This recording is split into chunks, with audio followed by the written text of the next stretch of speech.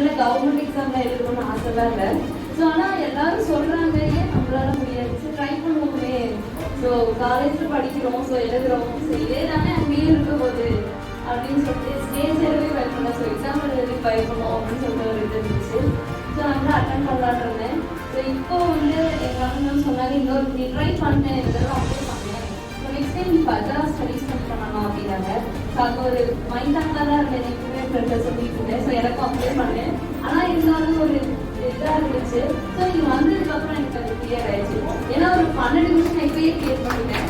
So அதனால வந்துட்டு இப்படி தான் நம்ம படிக்கணும். ஸோ ஒரு கொஸ்டின்ல இருந்து இதெல்லாம் வருங்கிறது பதிலுங்க. ஏன்னா நீங்கள் சொன்ன மாதிரி ஜியு போகுங்கிறது ஒரு சின்ன ஒருத்தர் அவ்வளோதான், அந்த ஒரு கொஸ்டின் மட்டும் தான் எனக்கு தெரிஞ்சுது. ஆனால் அதுலேருந்து ஒரு 4 கொஸ்டின் வந்துட்டு நீங்கள் சொல்லி எங்களுக்கே தெரிஞ்சுது. ஸோ அது ரொம்ப யூஸ்ஃபுல்லாக இருந்துச்சு. எனக்கு ஒரு கான்ஃபிடென்ஸ் அந்த மாதிரி இருந்துச்சு.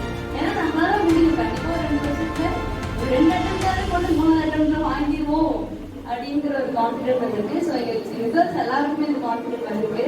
So thank you sir. ஸோ எங்களுக்காக வந்து